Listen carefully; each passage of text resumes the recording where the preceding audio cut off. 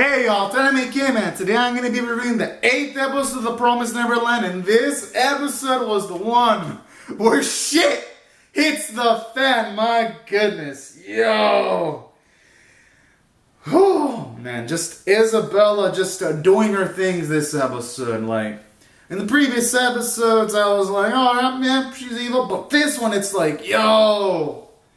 This episode finally gave her characterization.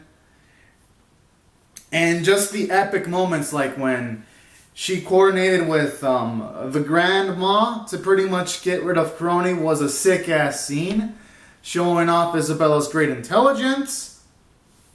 And then I like how, as Crony was being killed by the demon, I did love the little sequence where it showed a bit of her past, her as a girl, her growing up.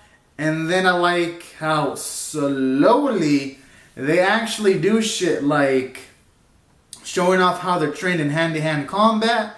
And I love how in those little situations, it subtly builds up towards the fact that if Crony was trained in hand-to-hand combat, then fucking Isabella's probably trained in hand-to-hand combat too. And that would actually fall into what happens later on in the episode. So I kind of like that way of visual storytelling because it gives you a good amount of details, like these moms are physically trained in just a few seconds of montages. So that was good, and I like how they play it later towards when Emma tries to end up in a situation where she tries to resist against Isabella. Isabella just fucking breaks the leg of fucking Emma, and I was like, yo. And that just felt like it had more intensity because of the previous flashback scene. Because when the moment you see Emma try to fight, it's like, this ain't gonna go well. On top of these kids not having, not being physically mature yet to be able to have combat skills. In the previous episodes, looking back, they've never actually trained them how to fight.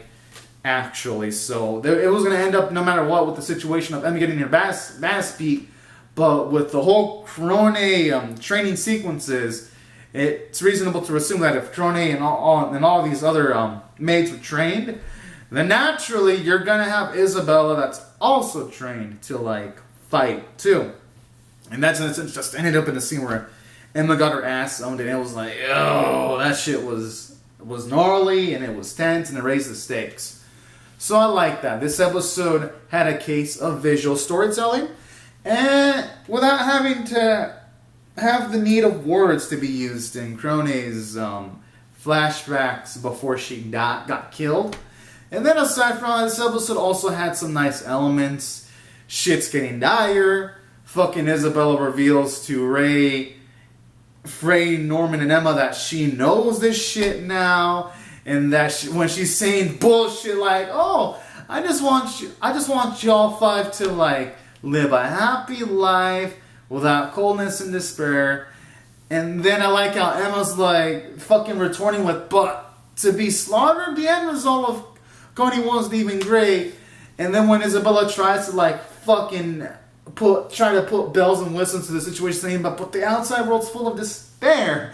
And all that. And then when she straight up says that she wants to raise high quality livestock and that they're the highest quality livestock, I was like, yo. At that point, all the fucking cards are on the table. And I kind of like that twist now. Because now Isabella explicitly now knows that the kids want to escape. Which is crazy. And then the kids now know that Isabella knows that. So it's going to make for some interesting dynamics in the future episodes. And that's why I thought, from the story standpoint, this episode was great. A lot of plot relevant things were revealed.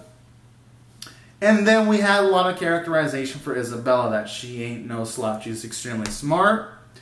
And I think I'm going to assume that in the episode they showed a sequence of young Isabella. I'm assuming because you have this sequence where one of the moms,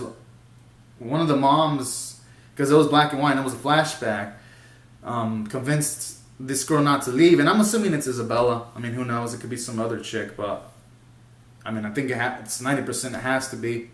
So that was pretty interesting too, how the mom told the kid not to escape. And then in a flashback, and then aside from that, damn, this episode, just when you thought it couldn't escalate more, when Isabella says that the shipment date of Norman is set, I was like, yo, that is not good for our crew, because depending on the leg injury, it's going to take probably weeks for Emma to recover.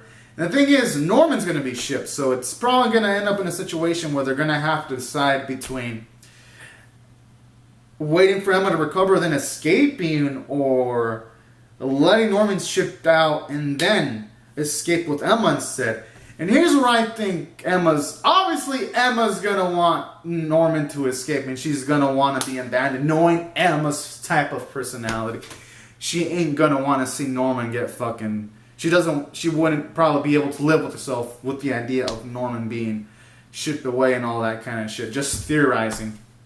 But then knowing Norman, in one of the previous episodes, he wants to make great efforts to protect Emma no matter what, so he might be willing to let himself be shipped away to give Emma enough time to recover so that Emma can escape with the kids. So I'm assuming we're gonna get some emotional drama in the next few episodes, just with all these implications. And that's why I thought this episode was amazing.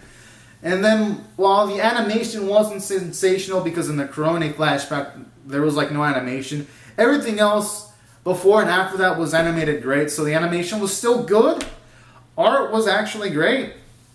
And the soundtrack, there was so many new soundtracks, and some of them were epic as hell.